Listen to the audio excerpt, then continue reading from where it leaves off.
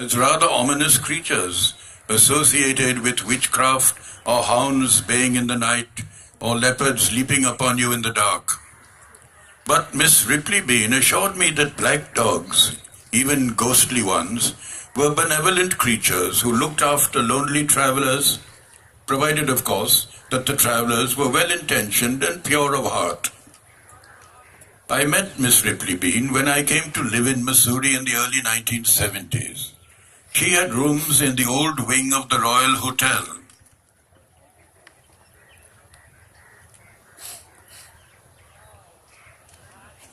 She had rooms in the old Royal Hotel above the Library Bazaar. And I was living in a small cottage near Kempty village, just above the waterfall. The village was some 3 or 4 miles from the town, and in those days there was no motorable road, just a steep footpath going up through the fields and the oak forest. I visited the Royal quite often. I liked talking to Miss Ripley Bean, who was an upright, active 70-year-old, and who regaled me with stories of her childhood in the west of England and her grown-up years in Missouri and the Doon Valley. She had a lot of folklore at her disposal, ranging from mermaids off the coast to tree spirits and fairy glens in the Himalaya. Another friend at the Royal was Mr. Lobo, who played the piano every evening in the lounge or ballroom. He was always ready to oblige me by playing some nostalgic old number of my choice. After a couple of whiskies at the bar, I'd head home, torch in hand, because the path to Kempty was dark and full of shadows. I was usually home by 8. A boy from the dhaba across the road would bring me something to eat. Green beans from the village cooked with potatoes or a small fish from the little river below Kempty. The place was then still something of a wilderness, not the messy tourist destination that it has become today. One day I was invited to a small party being given by a well-known newspaper editor who was staying at the Royal. He'd been publishing some of my short stories in the Sunday magazine. I knew the party would only get started around 8, so I left home later than usual, just as the sun sank behind the Chakrata range and dusk fell softly across the valley.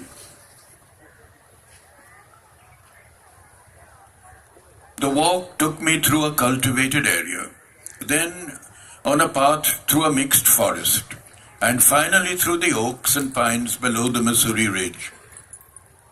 From the beginning, I was aware that I was being followed by a dog, a large black creature of no particular breed.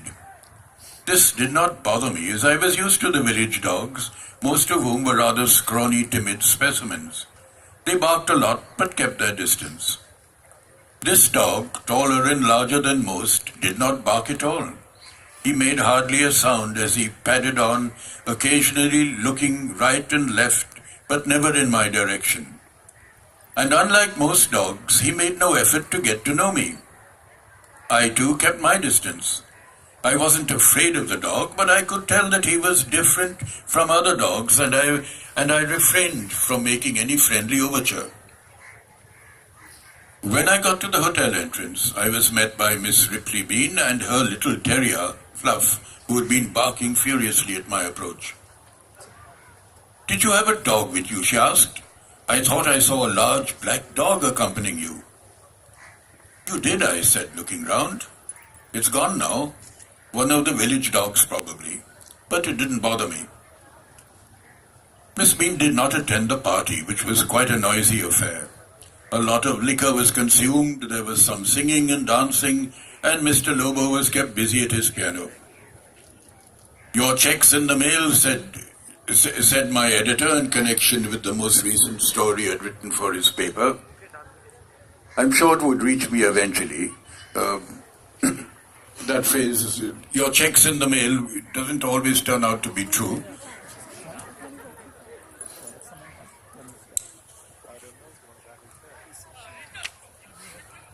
Anyway, it was almost 8 o'clock when I bade my host good night and left the party.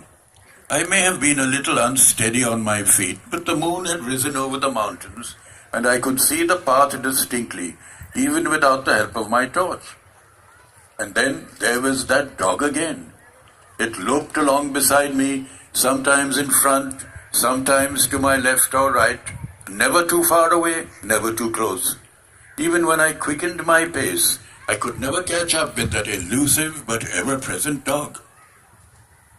It looked real enough, a tall black hound, quite at ease in the forest, familiar and yet unfamiliar, staying away from me and yet so near.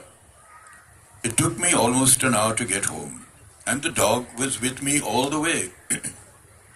Finally, I was there. I opened the gate, unlocked my front door and looked around. The black dog had gone, and I never saw it again. So, what was so special about my experience, I wondered? A dog had followed me up to the town and back again, and had then disappeared. True, it was a strange sort of dog, remote and uncommunicative, and I had never seen one quite like it. But it had been real enough, padding beside me in the forest. And for some reason, I couldn't put the black dog out of my mind. Several months later, I was in the Royal Bar having a drink with a couple of new acquaintances, one of whom was the chief warden of Hardwar jail.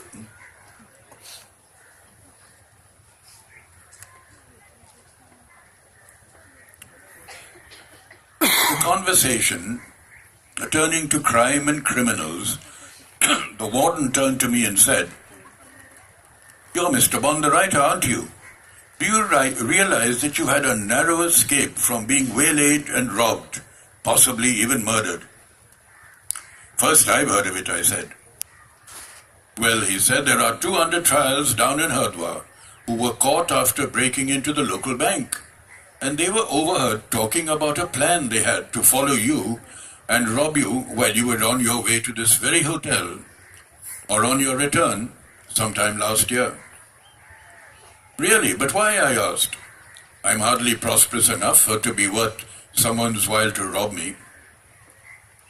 "You're so well known in the town that they must have assumed you are very prosperous," the warden smiled. "Anyway, they followed you all the way from Kempty and back again.